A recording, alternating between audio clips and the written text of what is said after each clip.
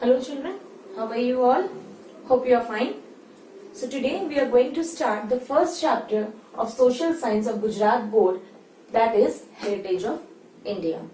Okay, so I will be teaching you line by line from your book. So I request you all to please open your book, hold a pencil with you और जहाँ पर important आपको लगे, जो points मैं आपको पढ़ा रही हूँ, if you feel that is important, please underline and side by side आप बुक से और मेरे टीचिंग को दोनों को साथ में लेकर चले ताकि आप अच्छे से समझ पाए। ठीक है, मैंने इसलिए आपको कुछ भी नोट्स बनाकर नहीं रखा कि वो आप इससे नोट्स कॉपी करें फिर आपकी बुक से कुछ स्किप हो जाए। तो इसीलिए मैंने लाइन टू लाइन पढ़ाने का डिसीजन लिया ताकि आपको एक एक चीज कोई भी ऐसी पॉइंट ना हो, क्योंकि ऐसा इसमें कुछ स्टोरीज वगैरह जैसा नहीं है जैसे नॉर्मल हिस्ट्री में स्टोरीज रहते हैं या फिर ये एम्पायर का ये रीजन था। तो यहाँ पर आपको जनरली सारी चीजों के बारे में पढ़ना है। सो इसीलिए मैं चाह रही थी कि आप लोग को मैं लाइन बाय लाइन पढ़ाऊं। तो प्लीज आप अपना बुक ओपन करें, chapter 1 the heritage of India. ठीक है, India is a land of ancient culture. India in ancient Indian scriptures Vishnu Purana states, जो ये चीज हिंदी में लिखा है उसका इंग्लिश में मीनिंग ये है कि जो इंडिया, पहली बात तो ये एक लैंड है जहां पर जो कल्चर है, यहाँ का जो रहन सहन का जो तरीका है लोगों का, वो काफी पुराना है। ठीक है, वो एक एंशियंट कल्चर है। इंडिया में एंशियंट कल्चर है।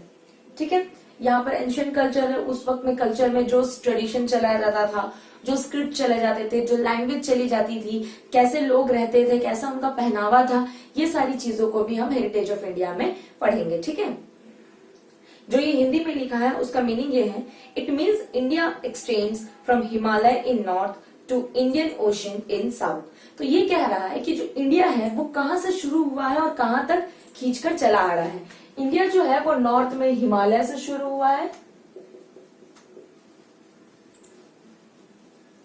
और एक्सटेंड होके मतलब वहां से लेकर पूरा साउथ के इंडियन ओशन साउथ तक है। ठीक है, अगर आप अपना मैप देखेंगे तो वहां पर पता चलेगा कि हिमालय किस तरफ है और इंडियन ओशन किस तरफ है। मतलब कि देखा जाए तो नॉर्थ से लेकर साउथ तक इंडिया पूरा फैला हुआ है। इसके बीच में कितने सारे कल्चर्स थे, कितने सारे प्रोविंस थे, कितने सारे रीजन थे, कितने सारे स्टेट्स थे, उन कितने सारे प्रोविंस, स्टेट्स और रीजन में कितने सारे लैंग्वेज थे, कितने तरीके के लोग रहते थे।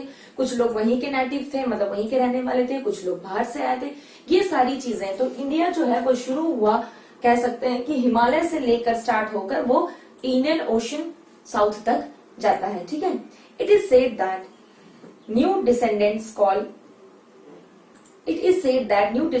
आर कॉल्ड इंडियंस, और जो यहाँ के रहने वाले थे उन्हें कहा जाता है Indians. In the beginning of any auspicious ceremony, Bharatvarsha, Bharatkhand, Jambudweep, Aryabhatta etcetera words are used while taking resolution. आज भी देखा जाए कि कोई भी ऑस्पिशियस, कोई भी धार्मिक चीज या फिर कोई भी बहुत कह सकते हैं पवित्र चीज, कोई सेरेमनी होती है तो उस वक्त भी भारतवर्ष, भारतखंड, आर्यव्रत, इन सब जो टर्म्स है, ये सारे जो नाम है वो आज भी यूज होते हैं रिजोल्यूशन के लिए। रिजोल्यूशन कोई भी चीज के बारे में बात करने के लिए, कोई डिसीजन लेने के लिए ये सारी चीजें यूज हुआ करती थी। ठीक है, our country is gifted with natural boundaries, Himalayas in north and sea in the east, west and south। तो मैंने जैसे बताया कि जो इंडिया है वो काफी ज्यादा रिच है, उसके पास हिमालय है जो नॉर्थ में है और बाकी जो बचा साउथ, ईस्ट और वेस्ट, यहाँ पर चारों तरफ से ये सी से कवर है। सी मतलब क्या, समुद्र से कवर है। ठीक है, सब समुद्र, सब रिवर्स के अलग अलग नाम है। तो ये हम कह सकते हैं कि हमारा नेचुरल हेरिटेज है। तो कह सकते हैं कि हेरिटेज का मतलब क्या है। पहला क्वेश्चन तो ये, अब हम पढ़ रहे हैं तो फिर हेरिटेज का मतलब क्या है। हेरिटेज का मतलब होता है जो भी आपको वंश में, कह सकते हैं परंपरा के तौर पर एज अ लेगेसी आपको वो चीज मिला है, जनरेशन वाइज वो चीज आपको मिली आ रही है, वो होता है हेरिटेज। ठीक है, From all over the world, countries mesmerized by Indian prosperity and came to trade। जैसे कि हमने क्लास 9 में, आप देख सकते हैं क्लास 9 में आपने पढ़ा था rise of British rule in India में, कि कैसे फॉरेनर्स जो थे वो इंडिया के जो हमेशा जो रिच कल्चर रहा है, इंडिया की जो चीजें थी, सिल्क, मसलिन या फिर कह सकते हैं स्पाइसेस, तो यूरोपियन कंट्रीज या फिर बाकी फॉरेनर कंट्रीज जो थी वो काफी ज्यादा अट्रैक्टेड थी इंडिया में। तो ऐसे ही कह सकते कि बहुत सी जो कंट्री थी वो एंशियंट टाइम से, हम तो बहुत पुरानी मतलब देखा जाए तो ज्यादा पुरानी बातें नहीं कर रहे, जब यूरोपियन आए थे या फिर उससे पहले मुगल और राजाओं का टाइम चला था, हम पहले बात कर रहे हैं काफी पहले से, जब क्या हो रहा था, जब इंडिया की जो चीजें थी वो काफी इतनी ज्यादा अट्रैक्टिव थी, इतनी रिच थी कि बाकी कंट्री के लोग इंडिया आते थे अपना ट्रेड या फिर बिजनेस स्टार्ट, मतलब इतना ज्यादा अट्रैक्टिव हुआ करता था इंडिया। ठीक है, they came to trade, settle and mingle with Indian culture. वो आए यहाँ पर सेटल हो गए और फाइनली इंडियन कल्चर के साथ मिंगल अप हो गए, मतलब मिलजुल कर रहने लगे। जो इंडिया का कल्चर था उसके साथ वो अपना कल्चर को मिक्स करके वहां पर वो रहने लगे। Due to the mutual exchange many changes have been seen in our culture. In this way, our heritage is transferred from generation to generation and continuously progressing. तो ये म्यूचुअल एक्सचेंज जो हुआ है इंडिया में, उसकी वजह से हम ये सारे कल्चर देख रहे हैं। और सिर्फ यही तरह क्या है कि हमारा जो हेरिटेज है, हमारा जो कल्चर है, हमारा जो परंपरा से चले आ रहा है वो जनरेशन से जनरेशन, मतलब एक जनरेशन से लेकर दूसरे जनरेशन पे पहुंच रहा है और ऐसे ही प्रोग्रेस कर रहा है। हमारे जो फोरफादर्स थे वो जैसे रहे थे, वो कल्चर हमें ट्रेडिशनली हमें मिला है या फिर लेगेसी के तौर पर हमें मिला है। हम जब जाएंगे तो हमारे जो ऑफस्प्रिंग जनरेशंस आएंगे आगे, वो ये चीज को फॉलो करेंगे। हमारे जो फोरफादर्स थे उनके भी फोरफादर्स होंगे, वो सारे लोग इस चीज को फॉलो कर रहे थे। ठीक है, तो उन्हें जो हमारा कल्चर है वो एज अ हेरिटेज मिला है, या फिर कह सकते हैं कि उनको इनहेबिटेंट हुए हैं वो लोग उस चीज को लेकर, उनको मिला है ये सारी चीज। इनहेबिटेंट मैंने कहा, इनहेरेंट किए हैं उन्होंने। ठीक है, India, location and area. We have already studied in class 9 about the present area and the location of India. It was very vast in ancient times and now area wise it stands on the 7th rank, population wise on the 2nd. तो जैसे कि India, आप लोगों ने class 9 में पढ़ा होगा कि इंडिया का एरियाज एंड लोकेशन और पॉपुलेशन कितना है। तो आज के डेट में अगर हम देखें तो इंडिया एरिया वाइज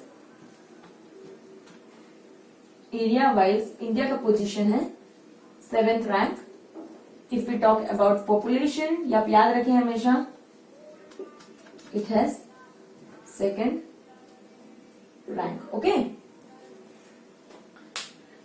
अब पढ़ेंगे रिच एंड वेराइड हेरिटेज। इसे आप अंडरलाइन भी करिए बुक में। Rich heritage and varied heritage. Our motherland is bestowed with rich and varied heritage to us so as to the world.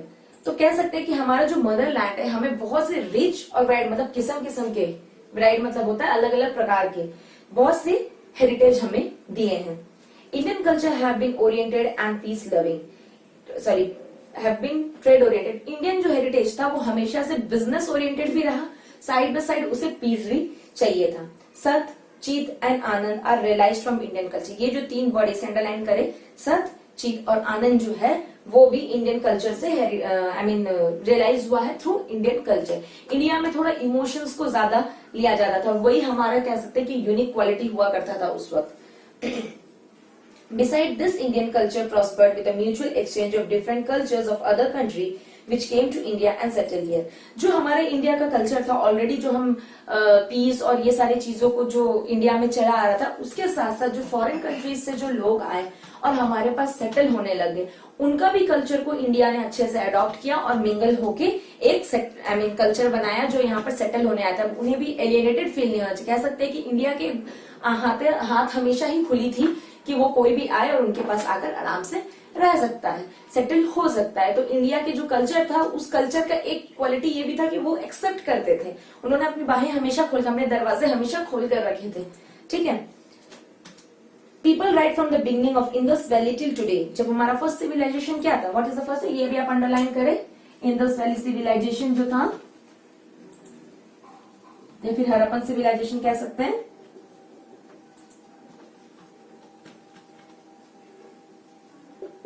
Indus valley civilisation से लेकर अभी तक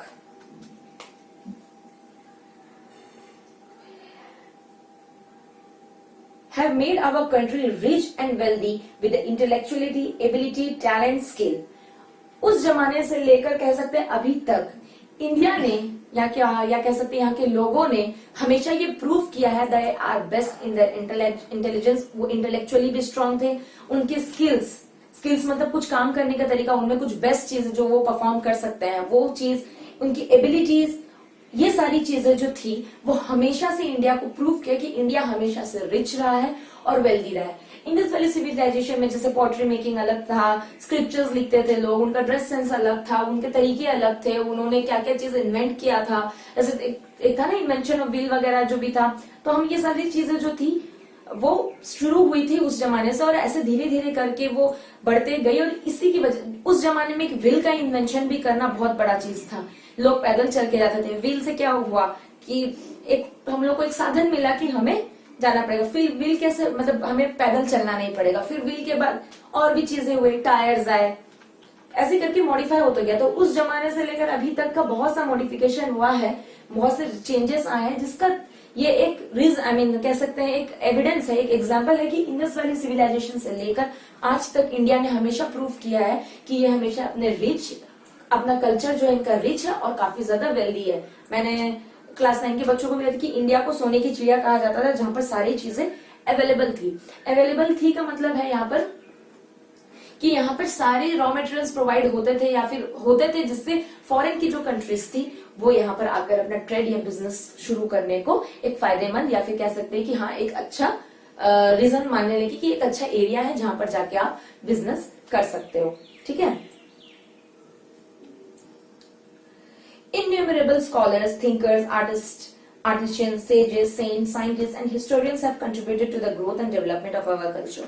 जैसे कि मैंने कहा कि बहुत सारे यहाँ पर सेंट, साधु थे, सेज थे, साइंटिस्ट वगैरह थे, हिस्टोरियंस थे, स्कॉलर्स थे जो बहुत पढ़े लिखे थे, फिलोसफर्स थे, थिंकर्स थे। ये लोग जो हमेशा थे हम यहाँ पर, ये लोगों ने हमेशा प्रूव किया इनका जो कंट्रीब्यूशन था इंडिया के कल्चर को ज्यादा आगे बढ़ाने का, ये काफी ज्यादा हमेशा अच्छा रहा है। ठीक है। Culture is a sum of habits, values, custom, traditions and conduct of the lifestyle human. अब कल्चर क्या है? कल्चर क्या चीज से होता है? अगर हम कहेंगे कि हमारे घर का कल्चर ये नहीं है, इसका मतलब क्या? या फिर ये हमारे घर का कल्चर है, इसका मतलब क्या?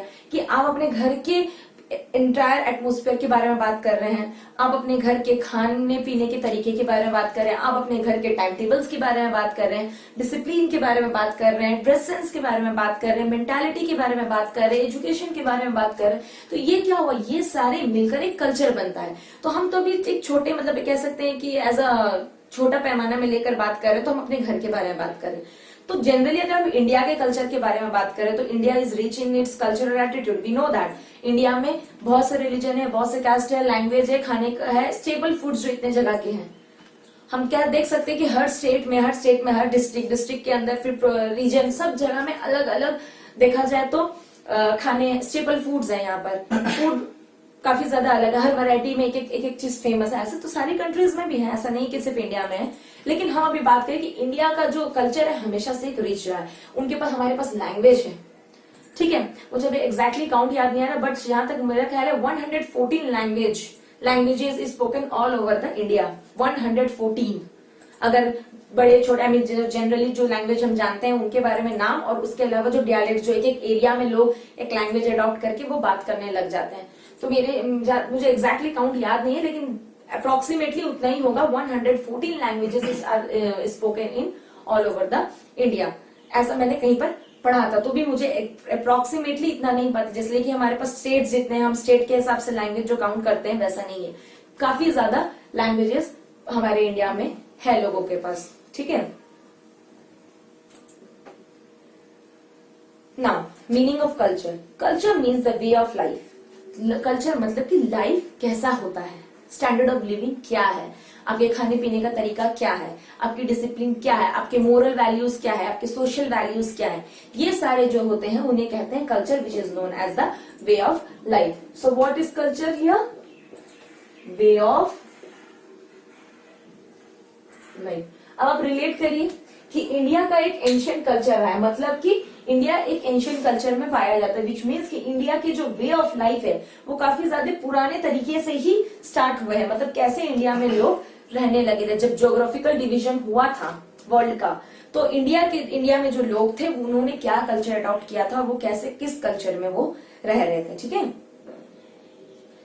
Now we come to cultural heritage, It has made the change that occurs in public life, social rules, regulations, of the different societies. जैसे मैंने कहा कि कल्चर सबका डिफरेंट होता है। हम एक घर में रह के, एक कॉलोनी में रह के, हम वो कॉलोनी का हर घर में एक अलग अलग कल्चर होगा। तो ये जो होता है वो पब्लिक लाइफ, सोशल रूल्स और जो डिफरेंस होता है कल्चर में, उस चीज को बोला गया है। It can be said that the culture is total habits, values, customs, traditions, idols, leading to the human to the highest level। एक कल्चर जो है वो टोटल हैबिट्स है, आपका कस्टम, वैल्यूज, जैसे मैंने कहा moral values, social values, traditions, idols, आपकी जो सोच है वो, ये सबको बना के एक ह्यूमन को एक आगे लेवल तक लेकर जाए, ह्यूमन बींग्स को आगे लेवल तक, हाईएस्ट लेवल तक लेके जाता है। ठीक है, a person is known by it's cultures and traditions, right. Heritage means cultural heritage of India. Heritage means a valuable gift from our forefathers to us. Heritage का मतलब एक valuable gift है जो हमारे जैसे मैंने कहा कि विरासत में मिली है, परंपरा के हिसाब से या फिर जनरेशन वाइज जनरेशन हमें मिली है। तो हेरिटेज का मतलब है valuable gift given by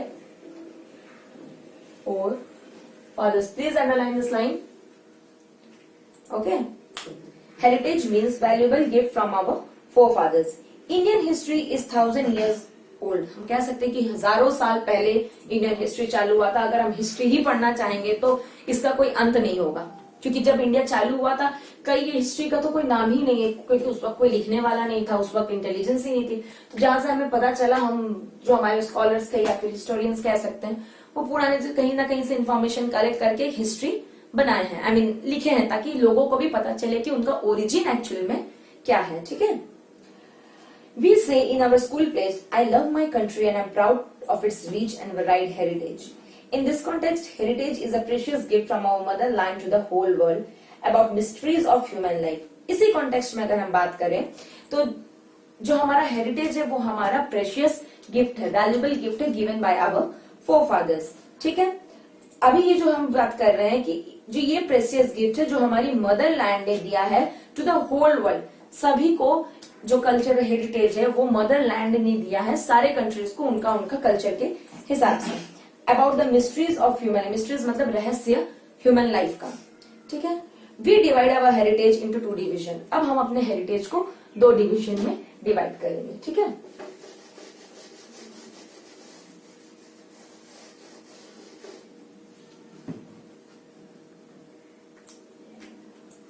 first is natural, next is cultural. Natural में अगर हम बोलते हैं कि कोई चीज अगर नेचुरल वर्ड यूज करते हैं किसी चीज के लिए, तो उसका मतलब क्या होता है कि वो फ्री गिफ्ट ऑफ नेचर है या फिर वो नेचर से मिला है। नेचुरल नेचर से मिला है, कल्चर मतलब मैनमेड।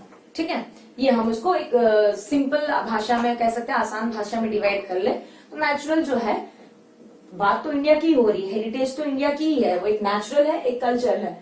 ठीक है, एक नेचुरल है, एक कल्चर है, कल्चरल है। तो नेचुरल जो है वो फ्री गिफ्ट ऑफ नेचर है या फिर गिफ्ट ऑफ नेचर है, और कल्चरल है जो ह्यूमन बीइंग ने बनाया, कह सकते हैं मैनमेड है। Natural heritage the result of the relationship between the environment, human life is Man life is natural heritage. Natural heritage of India is a unique and varied. It includes number of features: mountain, forest, desert, rivers, streams, trees, plant, creepers, flower, insect, landscape, wide range of minerals, vegetations और plant और animal. ठीक है, तो यहाँ पर सारी natural चीजें जैसे कि land, reverse, mountains, landscapes, animals, flora and fauna, कीड़े मकोड़े, ये सारी चीजें जो आती है, हर वेराइटीज की स्पीसीज जो आती है, वो आपका है natural heritage. We are the children of the nature and made beautiful arrangements for our food, and nature has made a beautiful arrangement for our food, water, fresh air and dwelling caters all around the nature and great nature with respect and great nature with respect and faith. तो यहाँ पर क्या है कि ये कह रहा है कि जो हमारा जो ब्यूटीफुल नेचर है वो कैसे डिवाइड हुआ, वो बना कैसे है, क्या सोच के बना है। अगर हम ये सोचें कि हम तो अच्छे इंसान हैं, हमें डिफॉरेस्टेशन नहीं करना चाहिए, जाहिर सी बात है नहीं करना चाहिए। ठीक है, अगर हम डिफॉरेस्टेशन नहीं करते हैं, मान लीजिए मैं आपको प्रमोट नहीं कर रही हूँ कि आप डिफॉरेस्टेशन की तरफ जाएं, मैं आपको नॉर्मल बता रही हूँ कि अगर इंसान को डिफॉरेस्टेशन नहीं करता है या फिर पेड़ को नहीं काटता तो आपके पास लकड़ियां कैसे आएंगी, आपके घर में जो लकड़ी का सामान है, कबर्ड है या फिर बेड है, वो सब कैसे बनेगा? ठीक है। फूड का मेन सोर्स क्या है? हमें फूड कहाँ से मिलता है? प्लांट से। तो नेचर में ऐसा बैलेंस किया गया है नेचर ने वर्ल्ड को, या फिर कह सकते हैं कि हमारे लाइफ को, कि जिसमें क्रिएटर्स भी है और डिस्ट्रॉयर्स भी है। ठीक है। कंज्यूमर्स भी है, प्रोड्यूसर्स भी है। मतलब कि कोई प्रोड्यूस कर रहा है तो उसे खाने वाले, तो हर इंसान का एक चेन बना हुआ है। ठीक है। अगर हम नहीं खा, मतलब कि मान लीजिए कि एक तरीके से we are dependent on the nature is dependent upon us. ये चीज को कहा गया कि इतना ब्यूटीफुली डिजाइन किया गया है वर्ल्ड ने, आई मीन मदरलैंड ने, या फिर कह सकते हैं अर्थ को इतना ब्यूटीफुल डिजाइन किया है गॉड ने, कि सबका कहीं ना कहीं तरीके से, किसी न किसी तरीके से बंदोबस्त किया गया है जिंदगी जीने के लिए। ठीक है। और यहाँ पर जो भी लोग रहते हैं, ठीक है, जो भी लोग रहते हैं वो काफी ज्यादा फेथ और रिस्पेक्ट के साथ यहाँ पर रहते हैं। The examples of our close relation with nature are the stories of Jataka tales. Okay, Jataka tales जो बुद्धिस्ट रिलीजन में जो ये सारी चीजें थी, वो हमारा नेचर और हमारा रिलेशन को अच्छे से प्रेजेंट करता है। Our classical folk music and several ragas प्रहार, सिमिलरली जो हमारे क्लासिकल म्यूजिक्स है, ये सारे जो थी वो कैसे नेचर से, अभी भी हम बात करते हैं ना, नेचर लवर होते हैं या फिर ऐसे पोइट्स होते हैं जो नेचर के बारे में लिखते हैं। तो इंडियन क्लासिकल म्यूजिक भी है जो भी हमारे नेचर से काफी ज्यादा कह सकते हैं इन्फ्लुएंस होके आया है। और म्यूजिक के अलावा अगर हम मेडिसिन की तरफ जाएं, जैसे यूनानी मेडिसिन हो गया, आयुर्वेद मेडिसिन हो गए, ये सारी क्या है कि ये नेचुरल क्योर है किसी भी डिजीजेस का। अब डॉक्टर्स, अब एलोपैथिक, ये सारे आ गए हैं, लेकिन पहले के जमाने में क्या हुआ करते थे? वैद्य हुआ करते थे। वैद्य हमें, मतलब अगर कोई बीमारी होती थी तो कैसे उसको मतलब ठीक किया जाता था? कोई ना कोई हर्ब्स, मेडिसिन, आयुर्वेद की चीजें, हर्बल चीजें, ये सारी चीजें यूज कर सकते हैं। अब क्या चल रहा है, क्योंकि the development of science and technology हम कह सकते हैं, आज के डेट में हर चीज का इलाज, अगर आपके पेट में कुछ है तो वो एक मशीन अंदर डाल के देख के पता चल जाएगा कि आपके पेट में है क्या। तो ये क्या हुआ? डेवलपमेंट ऑफ साइंस है। लेकिन उस वक्त भी ये चीजें हुआ करती थी, लेकिन तकलीफ जो जो प्रॉब्लम्स थे वो उनके नॉलेज की वजह से ही सॉल्व हो जाते थे। जो वेद पुराने जो पढ़ते थे, जो बीमारियों के बारे में पढ़कर जो मेडिसिन अपने हाथ से बनाते थे, taking the help of the natural things, तो वो क्या, उनका एक अलग मेंटालिटी लेवल था। वो अपना जो नॉलेज को यूज करके ये सारी चीजें करते थे। अगर एस्ट्रोलॉजी के बारे में बात करें तो अभी हमें इंटरनेट में टाइप करते हैं और हमें ये सारी चीजें मिल जाती। उस वक्त क्या था, लोग टाइम या ये सारी चीजों को कैलकुलेट करते थे।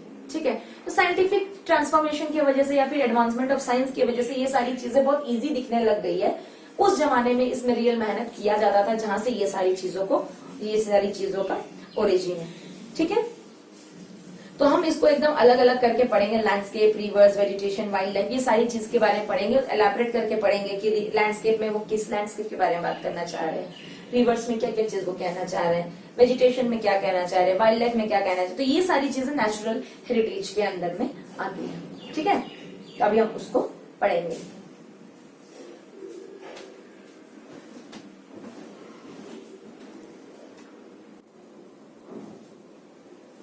The first one is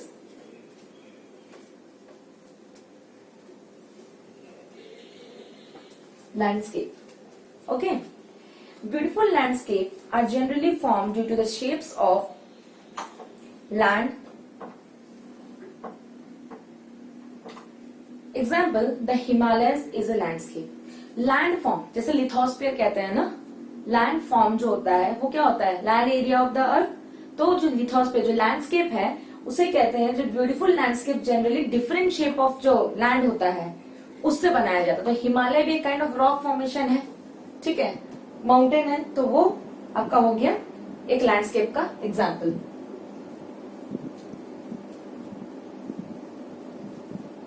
ठीक है। उसके बाद हुआ, it is endowed Indians abundantly with useful vegetation and minerals, strange birds, animals, mountain peaks are covered with snow, dreaming the rivers are the gift of the Himalayas. अब हिमालय के होने की वजह से क्या है? नेचुरल हेरिटेज है, लैंडस्केप के अंदर आता है हिमालयस। वहां पर क्या होता है कि वहां से रिवर फ्लो होता है, ब्यूटीफुल बर्ड्स, वहां पर एनिमल्स, बर्ड्स मिलते हैं वहां पर। ठीक है। वहां का एक वेजिटेशन अलग टाइप का है। तो ये सब हमें कहाँ से मिला? ये सारी चीजें हिमालय के रीजन से मिले और हिमालय से मिला है। Forest of territory and the pilgrimage place like forest of Terai and the pilgrimage place, for example, Amarnath, Badrinath, Kedarnath, Summit, like Nanda Devi are in Himalayas. तो जो फॉरेस्ट है, एक फॉरेस्ट ऑफ तेरई कहाँ है? तेरई, ये भी हिमालय में है. बद्रीनाथ, केदारनाथ, ये सारे लैंडस्केप किस तरफ पड़ते हैं? हिमालय. तो बेसिकली हमें हिमालय से क्या मिला? बर्ड्स, रिवर्स फ्लो होते हैं वहां पर, वेजिटेशन है वहां पर, एनिमल्स है वहां पर, फॉरेस्ट है. फॉरेस्ट का तो जानते हैं आप कितना यूसेज है. उसके बाद प्लेसेस है, रिलीजियस प्लेसेस है, धार्मिक प्लेसेस, जगहें हैं वहां, जैसे बद्रीनाथ हो गया, केदारनाथ हो गया, ये सारी जगह वहां पर हिमालय से है. Since the ancient times in Himalayas has a greatest importance in India. और पुराने जमाने से ये कहा जाता है कि हिमालय का एक इंपॉर्टेंस जो इंडिया में है वो कई ज्यादा है. ठीक है. Next,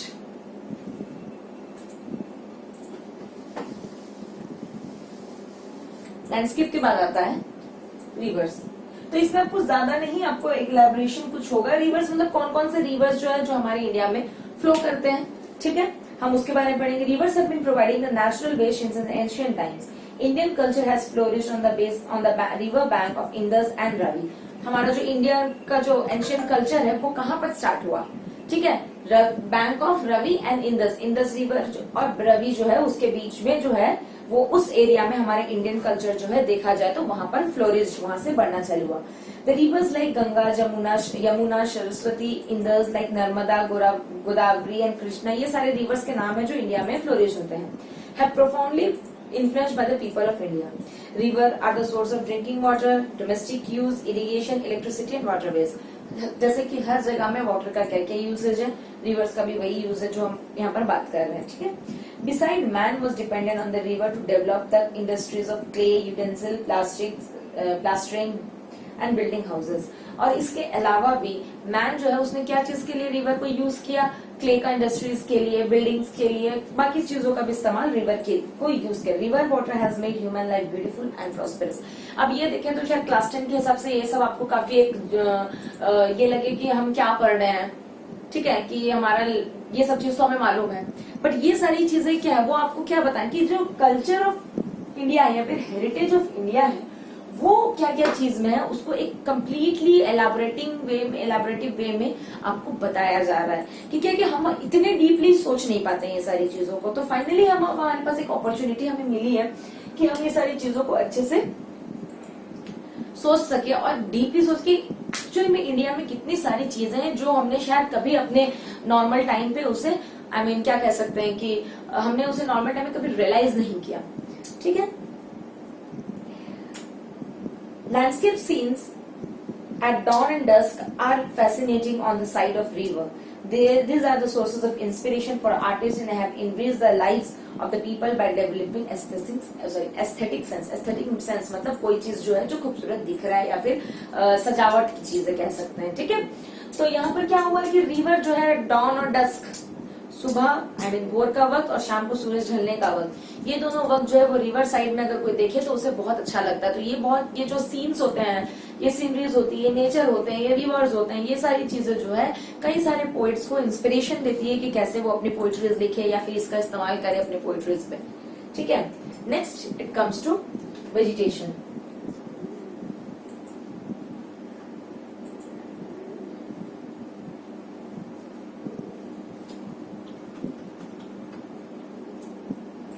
Okay.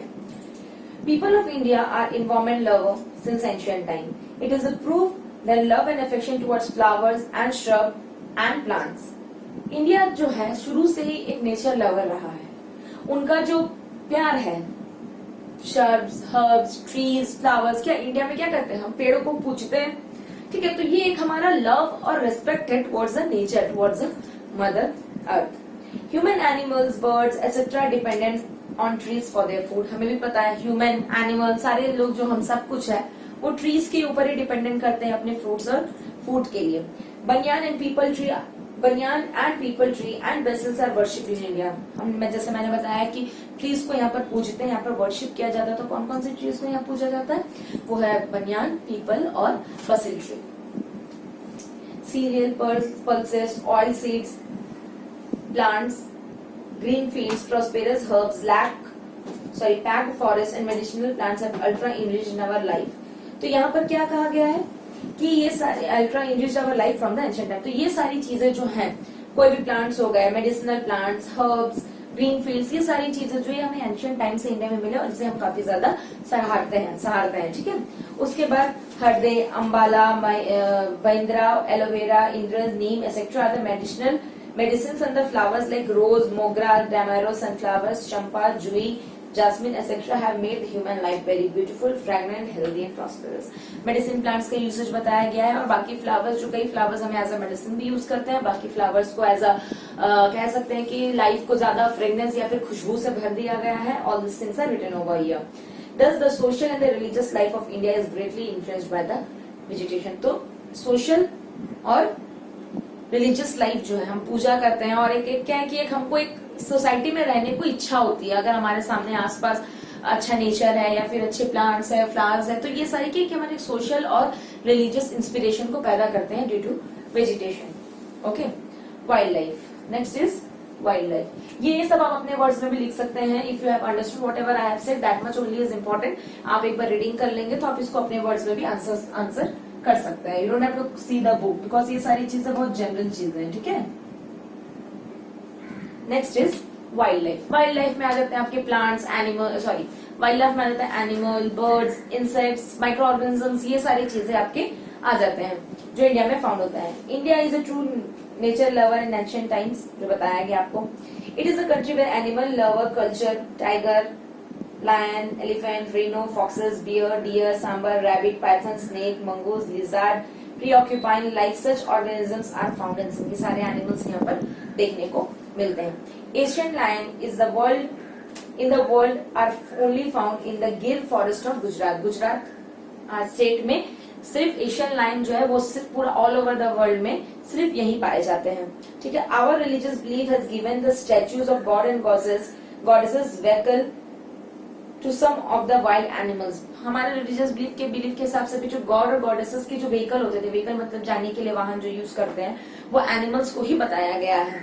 ठीक है. जैसे कि tiger, peacock, alligators, eagles etcetera, ये सारे. हमारे नेशनल करेंसी में भी देखेंगे तो इट इज हाईली वैल्यूड, जहां पर एनिमल्स का ही पिक्चर्स होता है. ठीक है. जिसमें 4 लायंस होते हैं, 1 horse and 1 elephant and a bull, ये होते हैं. Furthermore, to protect the wildlife reserves are created, even the laws for the protection of their life have been enacted. तो क्या है कि यहाँ पर इतने इम्पोर्टेंस दिया जाता है कि बहुत से कंजर्वेशन, काफी ज्यादा लोगों को प्रोटेक्शन के लिए, एनिमल्स के लिए प्रोटेक्शन के लिए काफी ज्यादा सेंचुरीज या फिर जू या फिर कह सकते हैं उनके लिए स्ट्रिक्ट लॉज बनाया गया है कि ये जो प्रजाति के लोग हैं, एनिमल्स, बर्ड्स हैं, इन सबको बचाया जा सके. ठीक है. उनके साथ तो इंसानों के साथ साथ यहाँ पर एनिमल्स, बर्ड्स और इंसेक्ट्स का भी ख्याल रखा जाता है. तो ये हमारा कल्चर ये एरिया में पाए जाते हैं. अब जैसे हम कंगारू हम इंडिया में तो नहीं पा सकते, वो ऑस्ट्रेलिया में पाया जाता है. तो क्या हुआ कि एक एक रीजन में कुछ एनिमल्स हैं जो सिर्फ वहीं पाए जाते हैं. जैसे कि कहा एशियन लायंस क्या है कि वो सिर्फ गिर फॉरेस्ट ऑफ गुजरात स्टेट में जो है उसी में ही वो पाया जाएगा. तो ये सारी चीजों को ही बताया गया है. Now comes to cultural heritage of India. अब हम डिस्कस करेंगे ये. India has gifted the world with diverse and rich heritage. मतलब कि डाइवर्स मतलब वैरायटीज ऑफ कल्चर हमें यहाँ पर देखने को मिलेंगे. Culture heritage is man made heritage. जैसे मैंने बताया था, ये नेचुरल है और ये आपका है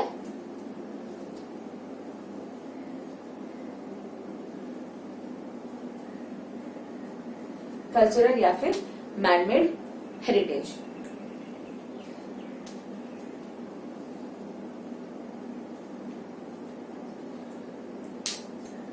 Cultural heritage is a man-made heritage where whatever is received and created by human with his tact, wisdom, art and skills are called cultural heritage.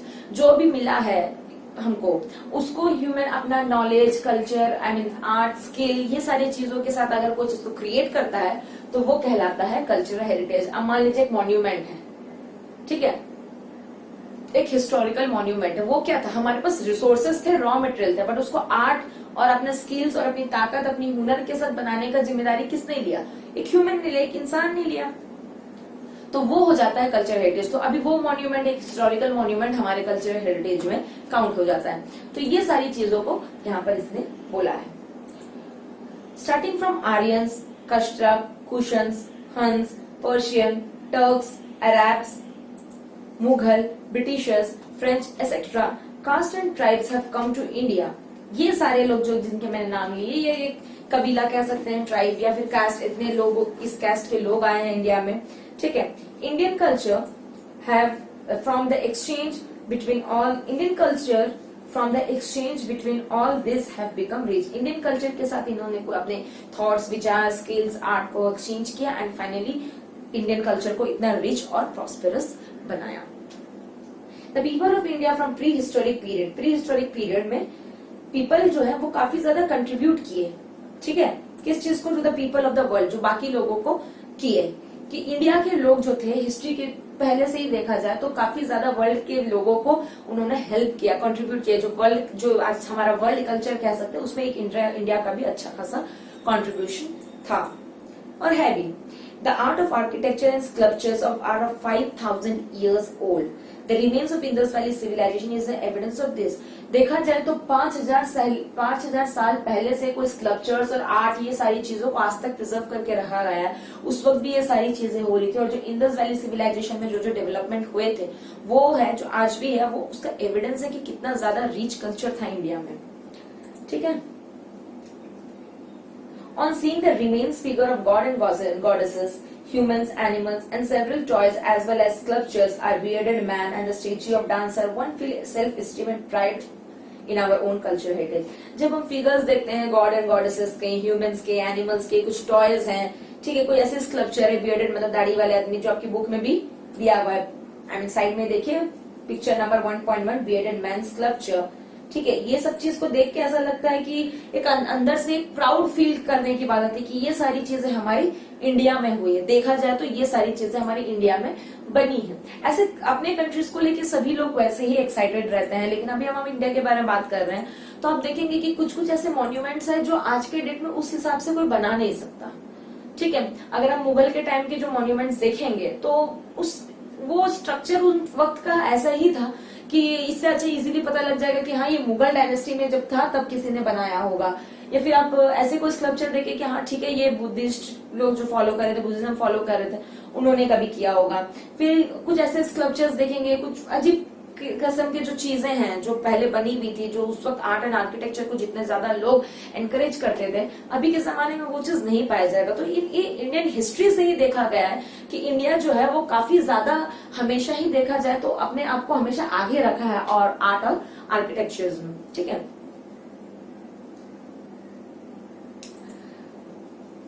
Our culture heritage accommodate palaces, buildings, sculptures, stupas, viharas, chaityas, temples, mosque, tombs, forts and yes, हमारे cultural heritage में ये सारी चीजें आती है।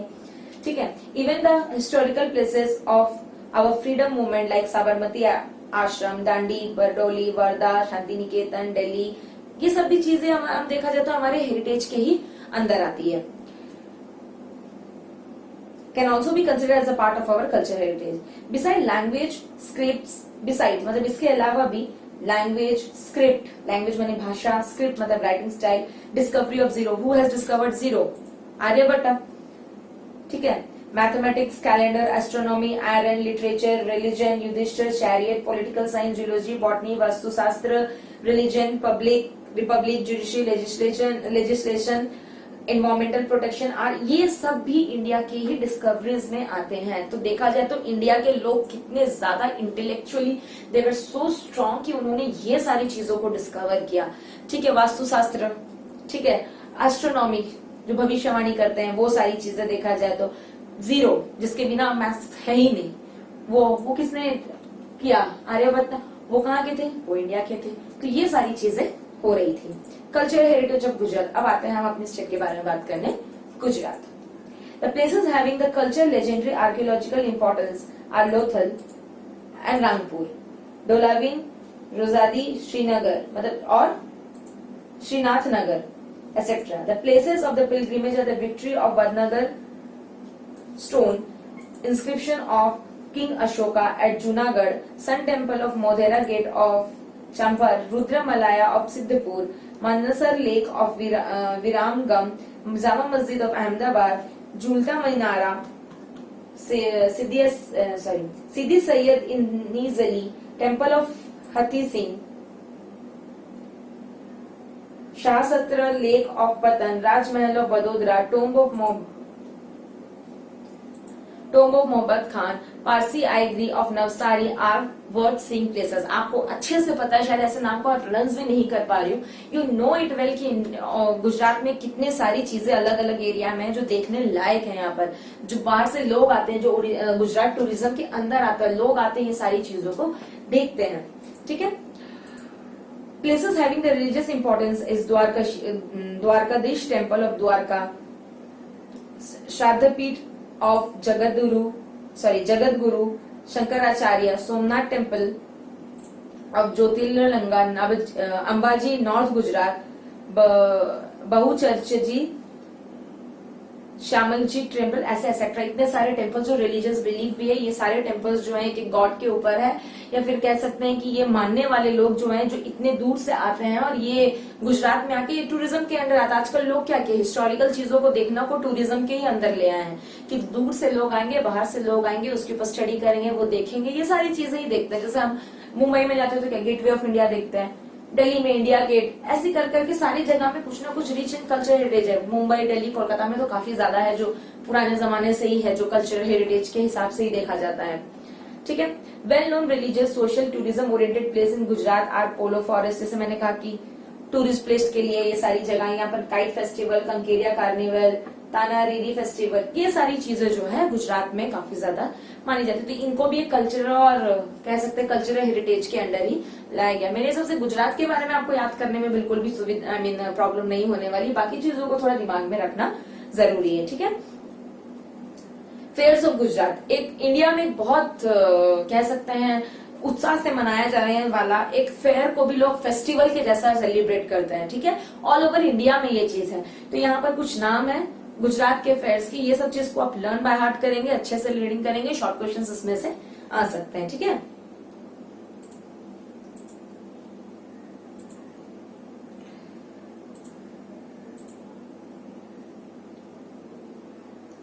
तो ये सारी चीजें आप क्लियर करें, अच्छे से पढ़े। अभी हम नेक्स्ट चीज पढ़ने जाएंगे, इंडिया, लैंड एंड पीपल। अब हम इसके बारे में अच्छे से इलेबोरेट, तो हमने क्या पढ़ा, नेचुरल हेरिटेज के बारे में पढ़ा, कल्चरल हेरिटेज के बारे में पढ़ा। नेचुरल हेरिटेज में क्या है और कल्चरल हेरिटेज में क्या है। कल्चरल हेरिटेज में काफी ज्यादा चीजें हैं, आप जैसे कि मैंने आपको बताया कि क्या क्या है, सारे लैंग्वेज हो गया आपका, स्कल्पचर्स हो गए,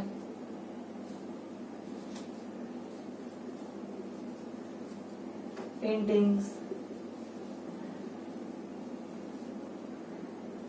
figures of god and goddesses,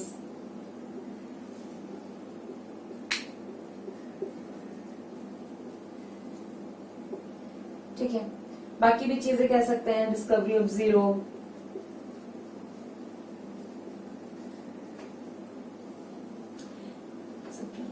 ये सारी चीजें। फिर गुजरात के रिच एंड कल्चर हेरिटेज के बारे में बात किया गया। तो ये सारी चीजों को आप अच्छे से एक बार पढ़ेंगे तो आप आराम से इजीली आपके दिमाग में ये स्टोर हो जाएगा, और जो कि समझा दिया मैंने तो अब और मुश्किल नहीं होने वाली। ये सब चीज तो पढ़ते पढ़ते दिमाग में रह जाता है। ठीक है, तो अब हम नेक्स्ट स्टार्ट करते हैं, लैंड एंड पीपल। ओके,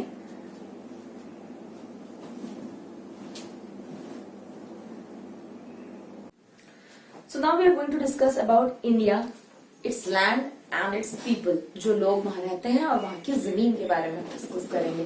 कहाँ से लोग आए, कैसे सेटलमेंट हुआ, उन्होंने क्या क्या कह सकते हैं कि डेवलपमेंट की, ये सारी चीजों को हम पढ़ेंगे अभी। Primitive man came into the existence in eastern south Africa. जो पुराने लोग हैं वो एग्जिस्टेंस में कैसे आए और कहाँ आए, ईस्टर्न साउथ अफ्रीका में उनका एग्जिस्टेंस हुआ। प्रिमिटिव मैन कहाँ पर आए, अंडरलाइन कर लें इसे, एग्जिस्टेंस कहाँ है,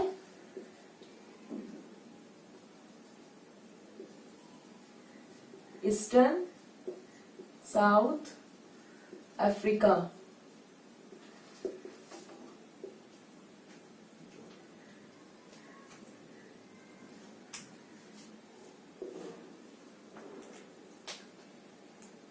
Mesmerized by its varied and prosperous heritage, many foreign tribes came to India.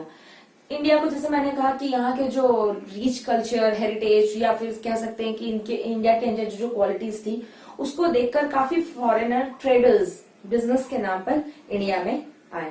Consequently the remains of all tribes are founder. जो भी बाहर से आए, कुछ अच्छे जगह से आए, कुछ ट्राइब्स आए, तो देखा जाए तो आज के डेट में जो रिमेन जो उनकी कुछ बचे कुछ लोग हैं, उनके बाद इंडिया में ही कल्चर उनका स्टार्ट हो गया.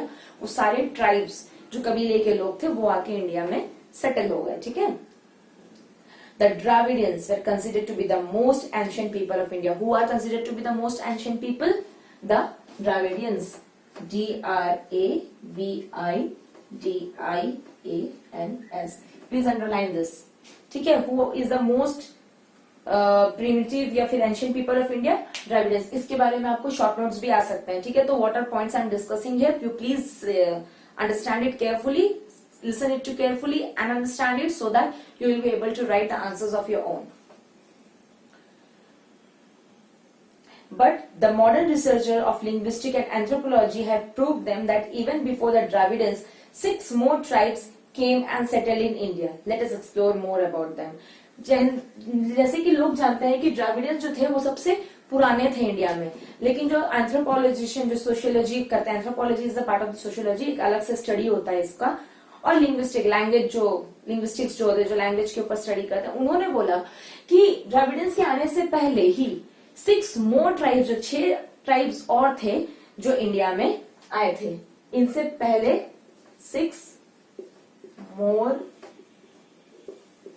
ट्राइब्स, इनसे पहले और 6 ट्राइब मतलब 6 कबीले के लोग आए थे डिफरेंट टाइम्स में, कह सकते हैं अपने डिफरेंट कल्चर को लेकर. ठीक है. तो now we are going to study about them. The first one is negroid, the Habshi people.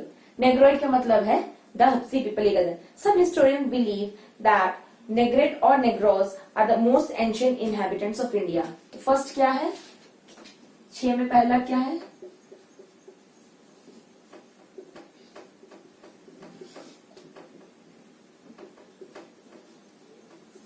Negroid.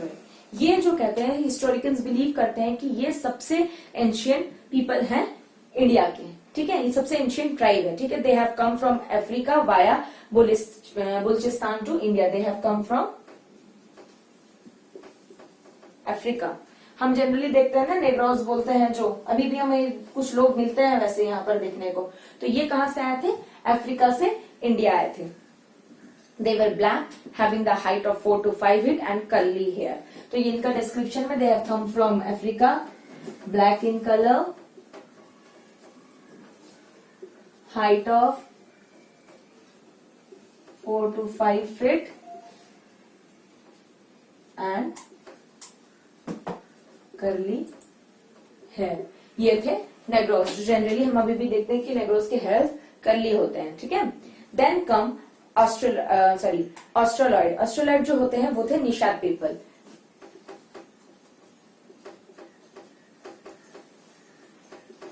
ठीक है. People from this tribe came from south east Asia. ये कहां से आए थे? साउथ ईस्ट एशिया से ये लोग आए थे. द फिजिकल अपीयरेंस वेर, इनका फिजिकल अपीयरेंस क्या था? They were black skin with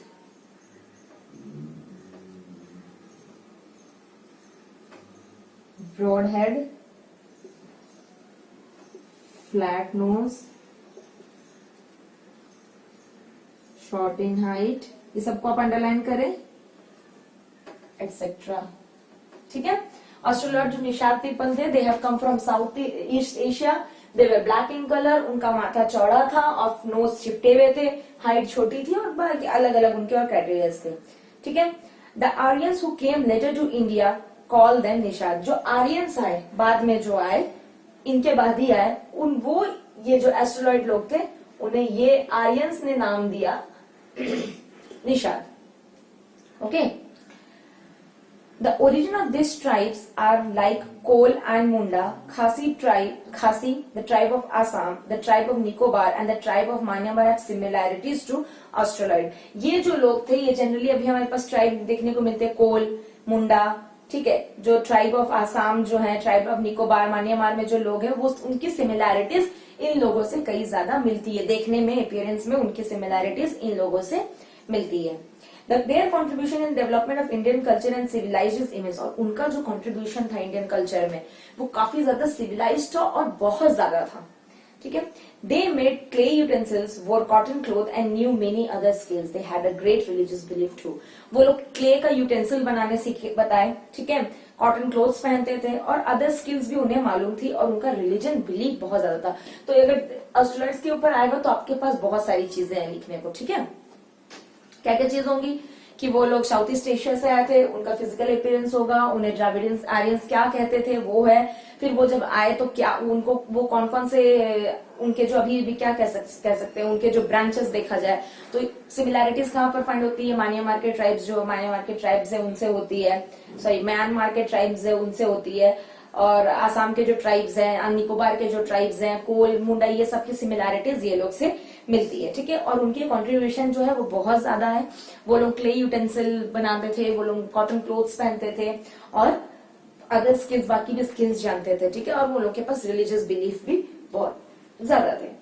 ठीक है. अब हम इम्पोर्टेंट पढ़ने वाले हैं द्राविडियंस. उसके बारे में आप बुक में भी देख रहे हैं, काफी ज्यादा लिखा हुआ है, तो उसे हम थोड़ा पढ़ेंगे अच्छे से. Pay attention children. Dravidians were considered to be the creator of Sindhu Valley civilization of Mohenjo-daro and the direct descendant from stone art culture.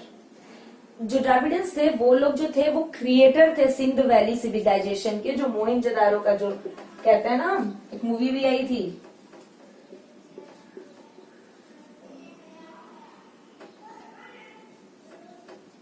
ठीक है, ये लोग क्रिएटर थे. ठीक है. And the direct descendants of stone art culture, जो direct जो आए थे ये लोग का एक अपना कल्चर बना था. ठीक है. The tribes which came from north survive with their language and culture feature. जो भी ट्राइब्स जो नॉर्थ की तरफ से आए थे वो अपने कल्चर और अपने लैंग्वेज के साथ सर्वाइव करने लगे और उन्हें अपना कल्चरल फीचर बना लिया गया. Later on they were only called as Dravidians. Who were called as Dravidians? जो लोग नॉर्थ से आए थे, अपना कल्चर और अपना लैंग्वेज को अपना के अपना एज अ कल्चर लेकर चलने लगे, they were known as Dravidians. Okay. Dravidians gave a concept of the mother as God and father as goddesses. ये Dravidians ही थे जो मदर को एज अ गॉडेसेस और फादर को एज अ गॉड कंसिडर किए थे. ये कंसेप्ट उन्होंने ही दिया था कि माँ देवी है और पिता जो है वो देवता है. ठीक है. So the thought of Parvati and Shiva as mother and father develop. तो ये थॉट जो था लोगों का वो चीज उस वक्त डेवलप हुआ शिवा और पार्वती को लेकर. More the tradition of worshipping nature is a gift of Dravidians. और जो नेचर को जो कह सकते हैं कि नेचर को जो वर्शिप करने का जो शुरुआत हुआ वो गिफ्ट था द्राविडियंस के थ्रू. इन्होंने हमें बताया कि नेचर को भी हमें पूजा करनी है. ठीक है.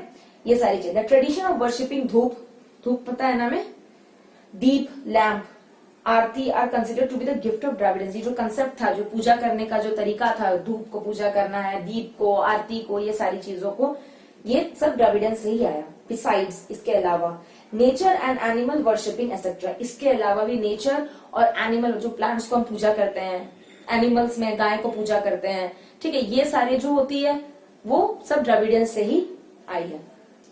Other great features. Original deities of Dravidians have been accepted by the Aryans. जो ओरिजिनल डेटीज है, मतलब ओरिजिनल जो भगवान वगैरह हैं ऑफ द्राविडियंस, वो आर्यन लोगों ने एक्सेप्ट किया. And were re-established by them as a god of culture with the pace of time. और धीरे धीरे जब डेवलपमेंट हो रहा था, इवोल्यूशन हो रहा था, ठीक है, कब मतलब कैसे दुनिया का जब सृष्टि का बन रहा था, जब पृथ्वी बन रही, कह सकते हैं कि एक कल्चर आने वाली थी दुनिया में.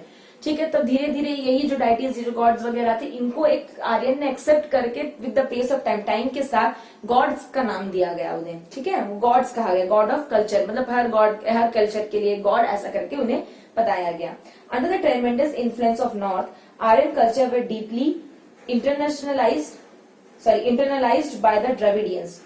इन्फ्लुएंस जो था नॉर्थ वालों का, तो आर्यन जो थे वो काफी ज्यादा, जो आर्यन कल्चर था वो काफी ज्यादा डीपली इन्फ्लुएंस हो चुका था ये लोग से, ठीक है।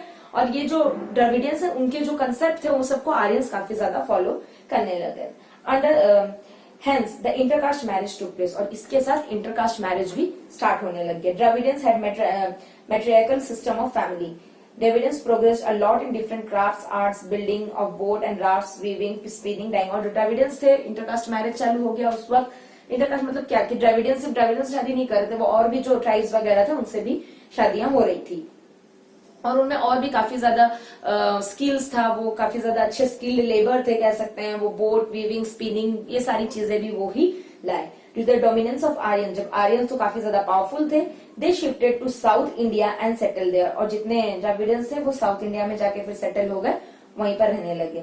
As a result today we can see the people speaking Dravidian family languages like, आज हम देखते हैं साउथ में जाके वो सेटल हो गए। तो द्रविडियन फैमिली लैंग्वेज क्या थी तमिल, तेलुगु, कन्नड़ एंड मलयालम एक्सेट्रा, जो भी साउथ में जो लैंग्वेज यूज होती, आज हम देखते हैं कि वो सारे लोग, कि नॉर्थ में आर्यंस में काफी ज्यादा डोमिनेंस हो गया था, तो वो लोग वहां से छोड़कर साउथ में आ गए। साउथ में जो वहां के डिसेंडेंट रहने लग गए, वहां के लोग रहने लग गए, वहां बस गए, फिर उसके बाद शादियां हुई, फिर बच्चे हुए, ऐसे ऐसे करके वो एरिया बना। और आज भी हम देखेंगे कि साउथ की लैंग्वेजेस वहां यूज होती है, तो ये सिर्फ द्रविडियन लैंग्वेज ही है, ठीक है। अदर ट्राइब्स, इन सब के अलावा, ये 3 ट्राइब्स के अलावा भी थे मंगोलॉइड, अल्पाइन, दिनारिक और Armenoid tribes were also there in India. ये भी ट्राइब्स वगैरह होते थे। They came to India from North China. Mongoloid जो थे वो चाइना से आए थे, नॉर्थ चाइना से आए थे, तिब्बत होकर, और जाके आसाम में बस गए। हम देखते हैं ना आसाम से, आसामी लोग के अलग ही एक फीचर्स होते हैं। देखा जाए तो उस रीजन के जो ईस्टर्न, वो जो है नॉर्थ ईस्ट एरिया जो है, वहां पर अलग ही फिजिकल फीचर्स होते हैं लोगों के, तो वो हमें पता चलेगा कि वो कैसे हुए। North Assam, Sikkim, Bhutan, west Bengal etcetera, ये सारे लोग जाकर, जो चाइना से जो लोग, नॉर्थ चाइना से जो आए थे तिब्बत होकर, ये सारे जाकर वहां पर सेटल हो गए। दे ग्रेजुअली इंडियनाइज देमसेल्फ, और अपने आप को वक्त के साथ साथ अपने आप को इंडियन कल्चर में उन्होंने ढाल लिया। बट कल्चर अपना लिया उन्होंने, उनका फेस तो बदल नहीं सकता, जो उनके पूर्वजों से जो उनका चेहरा चला आ रहा है, उनके जो ट्रेडिशन चली आ रही है, वो तो बदल नहीं सकते। वो लोग ने अपने आप को इंडियनाइज डेवलप कर लिया। Mongoloid people possessed the physical characteristics like yellow complexion, flat face, chubby cheeks and almond shaped eyes। अब मंगोलॉइड लोग कैसे दिखने लग गए? उनकी फिजिकल कैरेक्टरिस्टिक्स क्या थी? उनकी येलो कॉम्प्लेक्शन था, मतलब एकदम भी व्हाइट नहीं, एकदम भी डार्क नहीं, या फिर मिक्स नहीं, थोड़ा फेस में पूरा येलोइश आएगा, ठीक है। फ्लैट फेस, उनके चेहरे जो थे थोड़े चिपटे हुए थे। चब्बी चीज, गाल पूरे थे, और आंखें जो थी वो बादाम की तरह थी, इस शेप में शायद कह सकते हैं। मुझे ड्राइंग तो अच्छे से आती नहीं, बट स्टिल इस शेप में उनके आंखें थी। एक्चुअली ये बादाम जैसा लग नहीं रहा है, so please I would take apology ऐसे पोस्ट के लिए, सॉरी पिक्चर के लिए। हो गया। Mongoloids were yellow complexion and they were known as Kirat. और ये येलो कॉम्प्लेक्शन था, उनका चेहरे का कलर येलो था, तो इसीलिए उन्हें किरत भी कहा जाता था, ठीक है। अब आए अल्पाइन, दिनारिक और आर्मेनॉइड।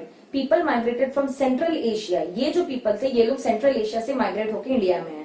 All this 3 tribes have similarities. इन तीनों में सिमिलैरिटीज है, क्योंकि एक ही जगह से आए ये लोग। The origin, the genres of this tribes are found in the large number in Gujarat. और ये सारे लोग अच्छे खासे गुजरात में पाए जाते हैं, और सौराष्ट्र में, महाराष्ट्र में, बंगाल में और उड़ीसा में भी ये लोग पाए जाते हैं, ठीक है। ये सारी चीजें हो गई ट्राइब्स। अब लास्ट ट्राइब है आर्यंस। इसको, ये और भी द्रविडियन से भी ज्यादा बड़ा और ज्यादा इंपॉर्टेंट है, तो ये हमें जानना बहुत जरूरी है, ठीक है।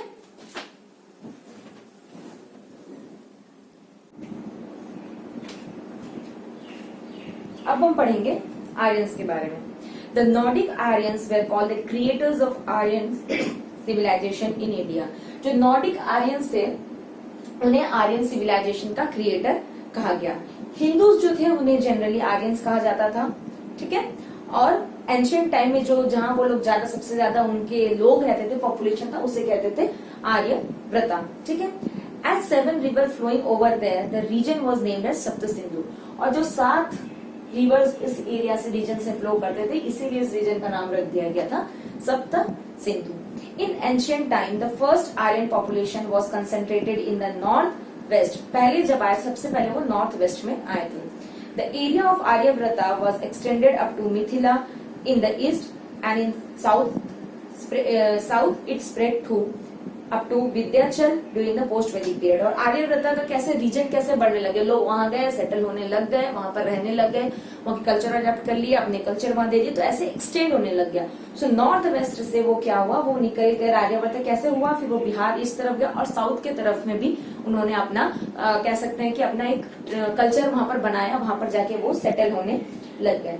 They were more advanced people than any other contemporary tribes in India। जो भी जितने भी ट्राइब्स आए थे, हमने डिस्कस किया ना अभी, द्रविडियंस हो गए, एस्ट्रोलॉइड और फिर नेग्रोज हो गए, मंगोलॉइड्स, ये सारे जो थे इनसे कहीं ज्यादा डेवलप्ड आर्यंस थे, ठीक है। The vast land was recognized with various names। जो बड़ा सा जो हमारा जो लैंड है, इंडिया जो था, उसको कैसे डिस्क्राइब किया जाता, भारत भूमि, भारत खंड, भारतवर्ष, ये सारी चीजें को जो लैंड है हमारा भारत का, जो जमीन है, उसको ये सारे नाम से पुकारा जाने लगा। After the name of the king Aryavarta और भारत कुल ट्राइब, किसके बाद, जब ये नेम ऑफ द किंग इनके नाम के बाद ये सारी चीजें होने लगी। आर्यंस वे नेचर लवर, ये नेचर लवर थे। They loved and worship trees, rivers, mountain, suns, wind and rain, ये सारी चीजों को वो प्यार करते थे, वर्शिप करते थे। उन्होंने एक हिम भी, एक गाना, एक मंत्र, आई मीन कह सकते हैं एक रिलीजियस सॉन्ग भी उन्होंने बनाया, जिसमें वो नेचुरल एलिमेंट्स के लिए प्रे कर रहे हैं, ठीक है, वो चीज करने लगे। In due course of time some religious ceremonies like recitation of Vedas, performing yagnas and other activities become prevalent in India. उनके रहते हुए भी काफी ज्यादा रिलीजियस चीजें, आई मीन कह सकते हैं कि यागना जो होने लगे, यज्ञ जो होता था, वो सारी चीजें होने लगी। रेसिटेशन ऑफ वेदस, वेद को रेसिटेशन करने के लिए बड़े बड़े सेंटर्स खुले गए, वहां लोग आते थे, वेद जो आई मीन जो वेदास लिखा रहता है, जो रिलीजियस बुक्स वगैरह है, उन्हें पढ़ने के लिए आने लगे, काफी ज्यादा प्रिवलेंट होने लग गया। तो कह सकते हैं कि हाँ, ये हिंदू ही थे जो इंडिया में आए थे। They were fine amalgamation of those tribes with their specific style of living and harmonious culture was found. कि ये जो थे, जो अच्छे खासे मिक्सचर थे, आए थे जो वहां पर अपने एक लाइफस्टाइल लेकर, एक नया टाइप का लाइफस्टाइल लेकर, और हार्मोनियस, बहुत प्यारा सा, बहुत पीसफुल कल्चर एक लेकर वो आए थे। Which gave India glorious and prosperous heritage, जिसने इंडिया को एक ग्लोरियस और प्रॉस्पेरियस, रिच और वेल्दी कह सकते हैं, वो हेरिटेज बना दिया। The foreigners and Indian tribes amalgamated in such a way that over a long period of time they had lost their individual identity through the intercaste marriage।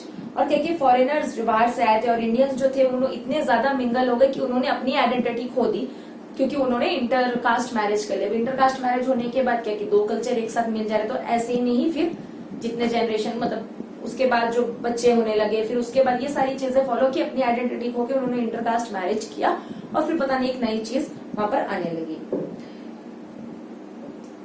Outsiders and local people were greatly influenced by language, script, names, religion, belief. जो outsiders या फिर local people थे, वो काफी ज्यादा language, name, script, ये सबसे काफी ज्यादा इन्फ्लुएंस होने लग गए, और ये काफी ज्यादा पावर प्ले करने लग गया, फिर बहुत इंपॉर्टेंट रोल प्ले करने लग गए कि ये जो फॉरेनर्स थे उनको कंप्लीटली इंडिया में इंडियनाइज में कन्वर्ट करने के लिए, ठीक है। Since ancient times composite culture has been created in India. और एंशिएंट टाइम के बाद में कंपोजिट कल्चर, कोई एक पर्टिकुलर कल्चर नहीं था, सब मिला जुला कर एक फॉर्म बना दिया गया, वो कल्चर को फॉलो किया गया वहां पर। दे ऑल बिकम इंडियंस, और सभी लोग इंडियन बन गए। In short, the ancient India, the amalgamation of various culture enrich the Indian culture by making it variegated and prosperous. बहुत से लोग फॉरेनर्स, इधर उधर के ट्राइब सब मिल माल के एक इंडिया में आकर सेटल हो गए और इंडियन बन चुके थे, और ये कल्चर जो था ये काफी ज्यादा रिच और प्रॉस्पेरस था, ठीक है। Next, preservation and conservation of heritage. अब बचाते कैसे हैं, कंजर्व और प्रिजर्व कैसे करते हैं हेरिटेज को इंडिया में। Each aspects of Indian heritage made the eye-catching and picturesque attractive। जितने भी कल्चरल हेरिटेज है इंडिया के, या फिर मैनमेड बोल लो, या कह सकते हैं कि जितने सारे स्कल्पचर्स, ये सारे जो काफी ज्यादा अट्रैक्टिव, देखने में बहुत सुंदर है। Heritage brought a glory to the nation. जितने सारे हेरिटेज है वो ग्लोरी लाए, मतलब कह सकते हैं कि अच्छा ही लाए इंडिया में। India attain a leading position in the world by keeping it's rich heritage protected and preserve. और इंडिया जो एक अच्छी पोजीशन एक्वायर करती है क्योंकि उन्होंने अपना जो हेरिटेज है उसको बहुत अच्छे से रखा है, प्रिजर्व करके। Thus, it is a primary and pious duty of every citizen to see that nobody harms the ancient memories and also preserve the places having historical importance and values. आज के डेट में हम देखते हैं कि कैसे wild life को protect कर रहे हैं लोग, ठीक है, हिस्टोरिकल चीजों को भी प्रोटेक्ट कर रहे हैं। तो ये हर एक, सिर्फ एक गवर्नमेंट की ड्यूटी नहीं, ये हर एक इंडिविजुअल की ड्यूटी है कि अपने जो कल्चर है, अपनी जो रिच हेरिटेज है इंडिया की, अपने कंट्री की, उसको कैसे प्रोटेक्ट करे और देखें कि but check on it that nobody should harm our ancient culture. जो जिस चीज की वजह से हमारे पास एक हिस्ट्री है बताने को, उस चीज को बहुत अच्छे से मैनेज करके रखे। और वो एक ड्यूटी है हर इंडियन की कि अपनी कंट्री की जो हिस्टोरिकल हेरिटेज है उसको संभाल कर रखे।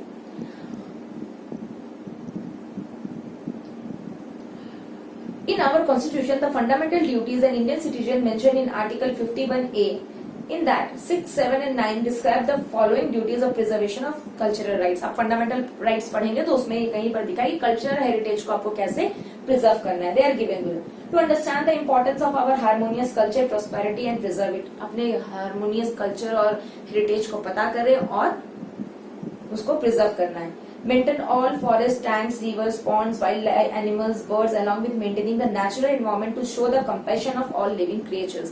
ये सारी चीजों को, एनिमल्स को, बर्ड्स को और इनको, टैंक को, रिवर्स, फॉरेस्ट, ये सारी चीज को अच्छे से संभाल के रखें और प्रिजर्व करें। The protection of public property and giving of the violence are also included in protection of public property. Public property क्या क्या है? जैसे मान लीजिए गार्डन है, रोड है, इलेक्ट्रिसिटी है, ये सारी चीजें जो है ये पब्लिक की प्रॉपर्टी है। क्या है कि हम यूज कर सकते हैं, ठीक है, पार्क वगैरह भी हम यूज करते हैं, इलेक्ट्रिसिटी में गवर्नमेंट को मिलता है, कोई सीन है, सीनरी, ये सारी जो पब्लिक प्रॉपर्टी, इनको प्रिजर्व करना है और झगड़े जो होते हैं उसको हटाना है। ये सारी चीजें वो फंडामेंटल ड्यूटीज में आती है।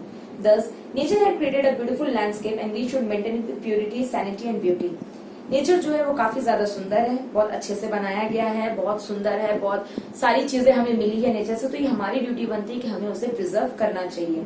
It is our moral duty. Indian heritage is an outcome of the development of the people of India over a long period of time. Indian heritage जो है वो क्या है, वो एक दिन में नहीं बना, ठीक है ना, फिर कह सकते हैं कि वो एक साल में बना, 2 साल, हजारों साल से ये चला आ रहा है। और आज जो इतना रिच कल्चर हेरिटेज हमें मिला है वो हजारों सालों की मेहनत है। 5000 साल, 10,000 साल, कितने भी साल, शायद हमें पता ही नहीं कब जिंदगी शुरू हुई थी, कौन आने लगे थे, तब से ये जिंदगी, जब जीवन शुरू हुआ है, ये बहुत दूर या फिर लंबा कह सकते सफर था जो लोगों ने तय करके इतना सुंदर सा हेरिटेज हमें दिया है। Nature has generally donated abundant prosperity to India. और नेचर ने भी कोई कमी नहीं छोड़ी इंडिया में अपने, कह सकते हैं, नेचर का प्रभाव डालने के लिए, कि सुंदर से रिवर्स दिया, वाइल्ड लाइफ थे, वेजिटेशंस थे, ये सारी चीजें नेचर ने भी कहीं से कमी नहीं छोड़ी इंडिया को सुंदर बनाने के लिए। In India achieve invaluable opportunities in the field of gradual development due to India's peculiar natural structure. देखा जाए तो इंडिया के पास एक बहुत पिक्यूलियर नेचुरल स्ट्रक्चर है, जिसकी वजह से इंडिया काफी ज्यादा आगे बढ़ सकती है। In this way, the Indian heritage as a result development of the people of India in social, economic, political and cultural fields over the centuries. तो ये जो इंडियन हेरिटेज है, मैंने फिर बताया, अगेन आई रिपीट दैट, कि ये जो है ये पुराने जो इतने सारे सोशल, कल्चरल और पॉलिटिकल जो फील्ड्स थे जो सेंचुरीज से चले आ रहे हैं, आज उसका ये रिजल्ट है कि हमारे पास इतना अच्छा रिच कल्चर हेरिटेज है। ठीक है, with this we come to the end of the chapter. So now I would request you to go through the chapter thoroughly once, remember it, ठीक है, जो जो इंपॉर्टेंट पॉइंट्स है रिमेम्बर, मुझे लगता है कि सारी चीजों को आप दिमाग में रख लें, वही काफी हो जाएगा। ठीक है, चैप्टर समझाने के बाद वो काफी ज्यादा इजी लगने लग जाएगा आपको। आप जहां आपको डाउट हो रहा है, आप एक बार फिर वीडियो प्ले करें, अगेन यू सी इट। अब हम देखेंगे क्वेश्चन आंसर्स। मैं आपको आंसर्स नहीं बताऊंगी, मैं सिर्फ आंसर्स आपको डिस्कस करूंगी। You have to write the answers of your own. So we will discuss the question answers now. आपको एक स्ट्रक्चर मिल जाएगा कि आपको लिखना क्या है उसमें, एंड आपको अच्छे से लिखने में समझ में आएगा, आप अच्छे से लिख पाओगे with creativity of your own, book का फैक्ट्स और आपकी क्रिएटिविटी मिला के आप एक आंसर को लिखेंगे। ठीक है, पहला, answer the following question in detail. Give the detail of Aryans and Dravidians race. अब आपको अच्छे से पता आर्यंस के बारे में। सबसे पहले तो हम द्रविडियंस के बारे में बात करते हैं। स्टोन कल्चर से आए थे, वो गॉड एंड गॉडेसेस में लाए थे, उनसे ही कंसेप्ट आया कि माँ को देवी और पिता को देवता के रूप में देखा जाएगा। उन्होंने ही ये कंसेप्ट लाया कि कैसे दीप, आरती और धूप को पूजा करनी है। ठीक है, वो लोग ने नेचुरल चीजों को भी लाए जिसे वर्शिप करना चाहिए हमें। उनमें आर्टिस्टियन स्किल्स थे। वो लोग कहाँ पर रहने आए, वो लोग वीविंग, स्पिनिंग, ये सब चीज भी था। वो लोग फिर नॉर्थ से साउथ में आ गए। अब साउथ में आ गए थे तो उनके कल्चर जो थे, उनके लैंग्वेज जो थे, अब क्या क्या हो गए थे हम देखते हैं अभी भी, लाइक तमिल, तेलुगु, कन्नड़, मलयालम एक्सेट्रा, ये सारी चीजें हैं। इंटरकास्ट मैरिजेस होने लगे। तो आपको ये सारी चीजें, एक पूरा पैराग्राफ है पेज नंबर 5 में, उसमें से कुछ पॉइंट्स निकालने हैं इजी और अपने वर्ड्स में इसको लिखने हैं। आर्यंस के बारे में अभी हमने बात की। आर्यंस जो है वो हिंदू थे और वो आर्यवता रीजन में रहते थे। वहां पर 7 रिवर्स फ्लो होते थे तो उसे सप्त सिंधु कहा जाता था। इंटरकास्ट मैरिज भी होने लगे वहां पर। उन्होंने बहुत से कह सकते हैं कि नाम दिए इंडिया के लैंड को, भारतवर्ष, भारत भूमि, भारत खंड, ये सारी चीजें होने लग गई। वो कहाँ कहाँ पर बसे जाकर, ठीक है। उसके बाद उनके रहते हुए में क्या हुआ कि उन्होंने वर्शिप, वो भी नेचर लवर थे, नेचर में जो चीजें थी उन्हें वर्शिप करने लगे। क्या कह सकते हैं कि उन्होंने एक अपनी पर्टिकुलर हिम बनाई जिसमें उन्होंने नेचुरल एलिमेंट को प्रेयर किया, पूजा के याजना यज्ञ होने लग गया, उसमें रीडिंग वेदास के लिए एक सेंटर्स खुलने लग गए, ये सारी चीजें होने लग गई। तो ये आप लिखेंगे आर्यंस में। Explain the meaning of cultural, give its detail. तो अभी कल्चरल चेंज जो हमने पढ़ा है, पूरा बुक में अच्छे से लिखा है कल्चरल चेंज के बारे में। आप उसको पूरे तरीके से लिख सकते हैं, शुरू कर सकते हैं, ज्यादा बड़े आप गुजराती कल्चर के बारे में भी उसमें ऐड कर सकते हैं, गॉड एंड गॉडेसेस के बारे में, मॉन्यूमेंट्स के बारे में, historical monuments, Indus valley civilisation के बारे में है, पॉइंट्स में जो फिगर्स बने हुए हैं उसके बारे में है, ठीक है। और बहुत से जो मंदिर हैं, रिलीजियस प्लेसेस साबरमती जैसे कि होगा टेम्पल, मॉस्क, ये सारे के बारे में आप डिस्क्राइब कर सकते हैं। फ्रीडम के टाइम पे जो जो एरिया को लाया गया कल्चरल हेरिटेज के अंदर, वो साबरमती आश्रम, डांडी, बरदोली, ये सारी चीजों को। फिर क्या क्या इन्वेंट हुआ, जीरो इन्वेंट किया गया, यहाँ से पॉलिटिकल साइंस भी पढ़े हैं, युधिष्ठिर, रिलीजन, रिपब्लिक, जुडिशरी, सब चीज जो थे वो कल्चरल हेरिटेज के अंडर में आते हैं, ठीक है।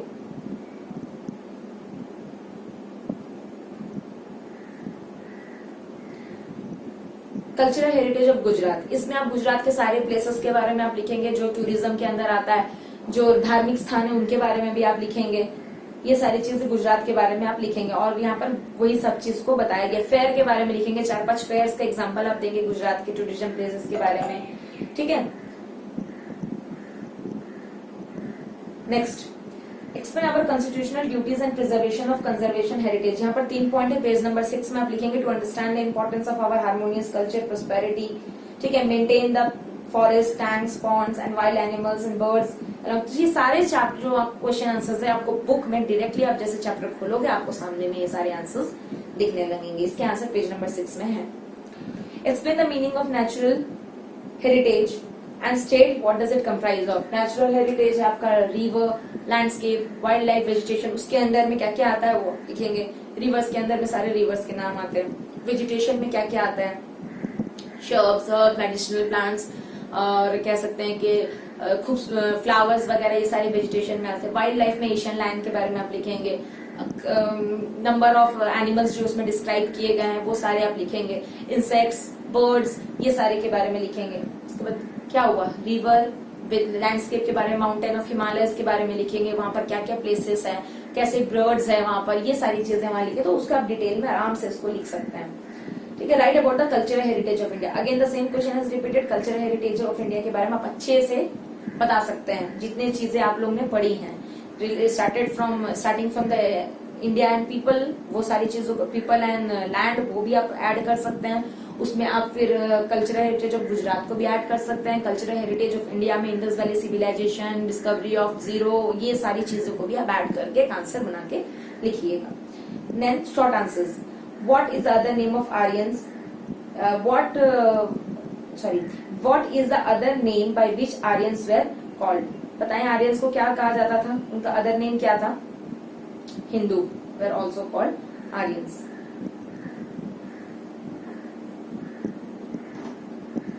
Write a short note on Abyssinia. ये जो है नेगोलिस के ऊपर शॉर्ट नोट में क्या है कि वो नेग्रोज जो थे वो कैसे दिखते थे। They have come from Africa via Baluchistan. वो ब्लैक कलर के थे, कर्ली हेयर था, हाइट 4 to 5 फीट की थी, तो उनके बारे में ये लिखेंगे। Which animal are shown as the national currency, कौन कौन से हैं, लायन है, बुल है, हॉर्स है, एलिफेंट है, ये सारी चीजें जो है वो हमारे नेशनल करेंसी में उनका स्क्रिप्चर्स है, ठीक है। Last question, answer each of the following question selecting from the correct option from those given below. ये तो मुझे लगता है आप आराम से अपने आप इसको सॉल्व कर सकते हैं, इसमें कुछ भी टेंशन लेने की जरूरत नहीं है। ये तो आप अपने आप ठीक कर सकते हो। आपने सारे आंसर्स जो हैं वो आपको लिखने हैं, लिख के उसे व्हाट्सएप पे सेंड करने हैं ताकि मैं उसको करेक्ट कर सकूं। मैंने आपको आंसर डिस्कस कर दिया, तो I hope this answers will be clear to you. All this answers are very easy to write. आपको बस बुक से थोड़ा हल्का फुल्का पॉइंट्स या फैक्ट्स को लेने हैं और अपनी क्रिएटिविटी के साथ ये सारे आंसर्स को लिखने हैं। If you have any doubt please contact on the given WhatsApp number. आपको जो भी डाउट्स है आप उसमें पूछें, पीस ऑफ पेपर में डाउट्स लिखे, जो लाइन छूट गया है या फिर जो लाइन आपको समझ में नहीं आ रही है आप करें। लेकिन आज जैसे मान लीजिए कि आपने ये वीडियो आज देखा है तो प्लीज उसी दौरान में अपने टेक्स्ट बुक को अपने साथ रखें। जब वीडियो खत्म हो जाए तो उसके बाद अपने टेक्स्ट बुक पढ़े और दिमाग में फिर सोचने की कोशिश की आपको वीडियो सुनने के बाद, टेक्स्ट बुक पढ़ने के बाद क्या क्या चीज याद रह गया और क्या क्या चीज अपने दिमाग से निकल गया। तो आप एक बार एक बार पढ़ लेंगे तो ये चैप्टर इतना भी बड़ा नहीं है, 7 पेजेस के चैप्टर है। आप इजीली इसमें से इंपॉर्टेंट पॉइंट्स याद कर सकते हैं, दिमाग में रख सकते हैं। तो ठीक है, till that keep practising and be thorough with your studies. I know holidays का टाइम है, आपको पढ़ने के लिए बेसिकली अभी टाइम नहीं मिल रहा होगा कह सकते हैं, बट आप लोग के लिए अच्छा है क्योंकि आप लोग सब अभी 10th में हो। आपके पास जो बोर्ड एग्जाम जो नेक्स्ट ईयर होंगे 2021 में वो तो अपने टाइम पे ही होंगे, तो आपको सब्जेक्ट वाइज सारे सब्जेक्ट्स को कंप्लीट करके रखना है, ठीक है। ये सब चैप्टर्स जो है थोड़ा लेंदी चैप्टर्स, आपको दिमाग में बहुत सारी चीजें स्टोर करके रखनी पड़ेंगी। तो स्टार्टिंग से ही जो चैप्टर्स आपको पढ़ाए जा रहे हैं वो सारे चैप्टर्स को आप या तो इसी चीज में पढ़ के अंडरलाइन करें, इंपॉर्टेंट पॉइंट्स को अपने बुक्स में लिख लें ताकि आप जब भी पढ़ने के लिए खोले आपको सामने सामने सारे पॉइंट्स लिखने लग जाए, ठीक है। थॉरो रहिए बुक के साथ और टेक्स्ट बुक के साथ चाहिए, और फिर हम क्वेश्चन आंसर जो डिस्कस करते हैं वो भी आप लिखें ताकि आपको अपने आप पता चल जाएगा कि कितना लेवल तक आपने मतलब आप पहुंच पाए हैं उस चीज को लेके, ठीक है। बाकी अगर आपको कोई चीज समझ में नहीं आया तो please ask it out. I am standing right in front of you to clear your doubts 100 times even if you ask me. Okay, so till then practice it. Okay, thank you.